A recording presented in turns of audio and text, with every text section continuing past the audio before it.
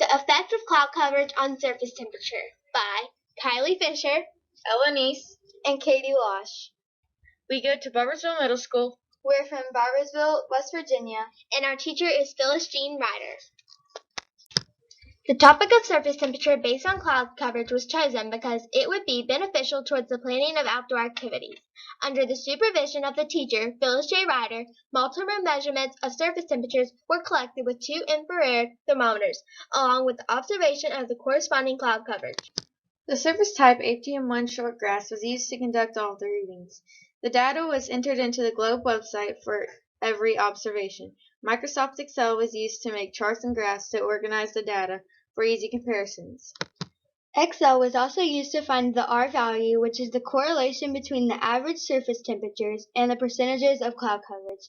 This R value for data collected during this experiment was negative 0.25, showing a negative but weak correlation. Therefore, the accuracy of the hypothesis is inconclusive at this time. How are surface temperatures affected by cloud coverage? It is important to be able to make accurate predictions about surface temperature based on cloud coverage to be able to plan outdoor activities. The community around the test site uses the chosen field and the local park for a variety of leisure and sporting events. The sporting activities include soccer, baseball, football, and a splash ground. People in the community would benefit from knowing if accurate predictions could be made in order to know how to dress, clothing, and shoes in relation to the chosen activity. This data can also be used in relation to the urban heat island effect. The increase of cloud coverage produces a lack of sun, which causes a decrease in surface temperature. First, a surface was selected and named according to GLOBE protocol, ATM1 short grass. Next, the surface temperature was measured according to GLOBE protocols and the data was entered into the GLOBE website's database. Finally, comparisons were made to data from a nearby high school that was abstracted from GLOBE. A large plot of flat land behind Barboursville Middle School's football field was selected to conduct all of the temperature readings. This area will provide enough room to walk away from buildings and other variables that could affect the results. 2 infrared thermometers were used to calculate the surface temperature. 2 people will begin at the same point but walk in different directions in turn, forming a square, until they meet at the corner adjacent from where they started.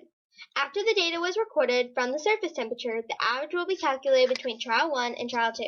The third person will observe the clouds while the others deal with surface temperature. They will record the cloud type, the percentage of clouds covering the sky, and if there are contrails.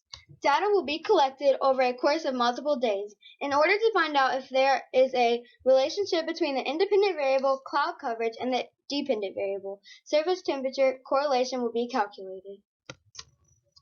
We use Fluke 62 Mini IR thermometer and GLOBE surface temperature protocols. These are the pictures from the test site.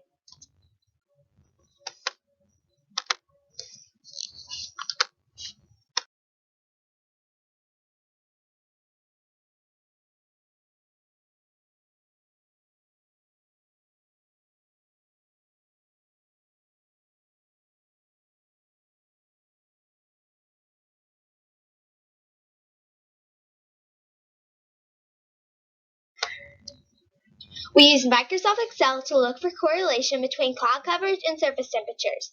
This will be the R value. This R value for data collected during this experiment is negative 0.25. The R value, the data collected from GLOBE's database, is 0.03. The R value for the combined data is negative 0.18. The observations were used to create a line graph and a scatter plot. The correlation of the cloud coverage to surface temperature, negative 0.25, is a weak negative correlation.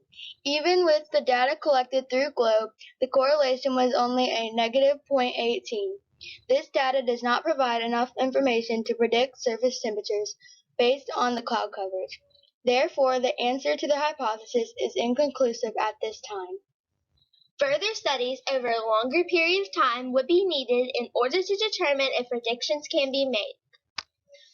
Our strength in this project is that we took time to work together and listen to each other's ideas.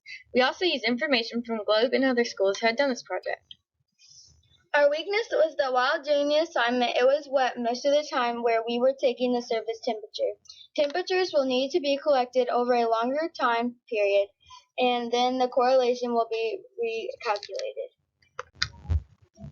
Our references are www.rsharpscience.com and www.globe.gov.